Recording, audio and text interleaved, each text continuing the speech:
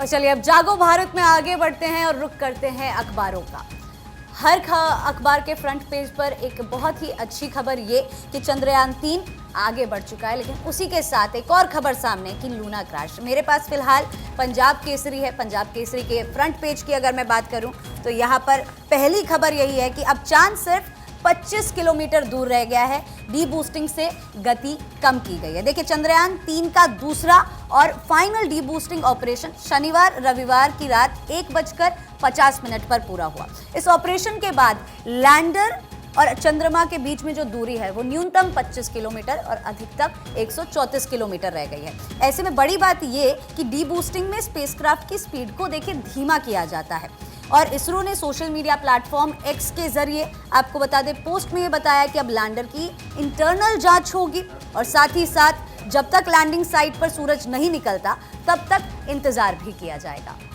जी आयुषी, और देखिए इसी बीच खबर ये भी है अब, क्योंकि हम यहाँ पर भारत की कर रहे हैं, लेकिन यहाँ पर रूस के लिए अच्छी खबर नहीं है, क्योंकि जो रूस का लूना 25 स्पेसक्राफ्ट था वो क्रैश हो गया। गलत ट्रैक पर दरअसल रूसी यान चला गया था, ये खबर मिली है। शनिवार शाम को 5:27 पर संपर्क टूट गया था। देखिए 11 अगस्त को ये लूना 25 लॉन्च हुआ था और अब फिलहाल ये खबर निकलकर सामने आई है कि ये क्रैश हो चुका है। एक तरफ जहां रूस और यूक्रेन युद्ध लगातार जारी है और इसी कड़ी में एक प्रतिष्ठा का सवाल भी था रूस के लिए, लेकिन अब फिलहाल ये बुरी खबर है। और इसी बीच मेरे पास, क्योंकि इस वक्त दैनिक भास्कर है और जैसे कि आपने बताया कि हेडलाइंस आपके सभी के अखबारों में आज सबसे पहले लगी हुई है, लेकिन यहाँ पर दैनिक भास्कर की अगर बात की जाए तो यहाँ पर लिखा हुआ है कि ये जो लूना 25 है इसकी क्रैश लैंडिंग से फिर से साबित हुआ है, क्योंकि इसरो की तरफ से कहा गया है कि क्रैश लैंडिंग से साबित हो चुका है कि चांद पर सॉफ्ट लैंडिंग बहुत जटिल और ट्रिकी प्रक्रिया है। इतनी भी आसान नहीं है जितना मतलब लोग सोचते हैं, या इतना आसान तो बिल्कुल भी नहीं है, क्योंकि चंद्रयान 2 भी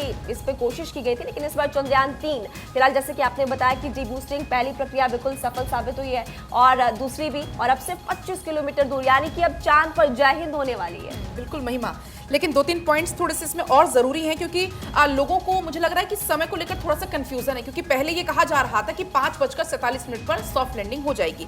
लेकिन देखिए मेरे पास अमर उजाला है। अमर उजाला में भी इसको हेडिंग ये दे दिया गया है कि 6:04 पर। कल इसरो ने एक्स पर ट्वीट करके ये जानकारी दी है कि समय में थोड़ा सा बदलाव हुआ है। 5:47 की जगह अब 6:04 पर ये लैंडिंग होगी। ये भी जानकारी ट्विटर पर यहाँ पर ट्वीट करके दी गई है कि 5:27 पर इसरो की जितनी भी आधिकारिक वेबसाइट्स हैं उस पर इसका लाइव प्रसारण किया जाएगा। यूट्यूब, फेसबुक पर लाइव प्रसारण किया जाएगा, डीडी पर लाइव प्रसारण किया जाएगा। इसके अलावा भारत 24 तो आपको वो तस्वीरें दिखाएगा ही। लेकिन कुछ और इसमें 1-2 पॉइंट्स बेहद अहम हो जाते हैं कि आखिर ये साउथ पोल ही क्यों चुना है, दक्षिणी ध्रुव ही क्यों चुना है, ये बेहद इसमें खास हो जाता है। यहां पर ये जानना इसलिए खास हो जाता है क्योंकि दक्षिणी ध्रुव, साउथ पोल वो जगह है जहां पर बर्फ जमा है। कुछ इलाके ऐसे जहां पर बिल्कुल भी धूप नहीं पहुंचती है और यहाँ का टेम्परेचर 0 से -235 डिग्री सेल्सियस तक होता है।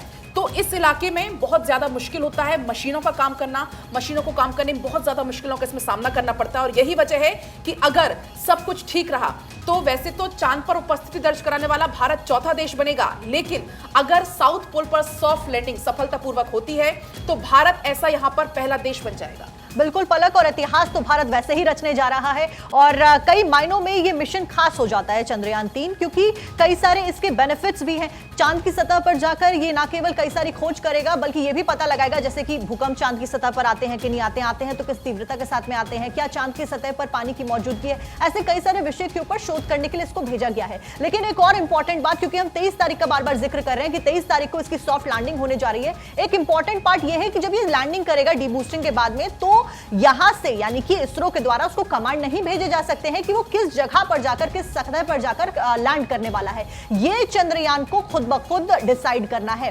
और इस बीच फ्यूल का भी यूजेज होता है चंद्रयान के द्वारा, तो किस तरीके से वो कौन सी जगह चुनता है जहां वो लैंड होगा, कैसे वो फ्यूल को यूटिलाइज करता है, ये भी बेहद महत्वपूर्ण पॉइंट्स हो जाते हैं। हालांकि लाइव प्रसारण शुरू हो जाएगा जैसा कि मेरी सहयोगी पलक ने आपको बताया, और आप तमाम वेबसाइट जो है इसरो के द्वारा उसके ऊपर इस लाइव प्रसारण को खुद देख सकते हैं और इसका खुद अनुभव भी कर सकते हैं।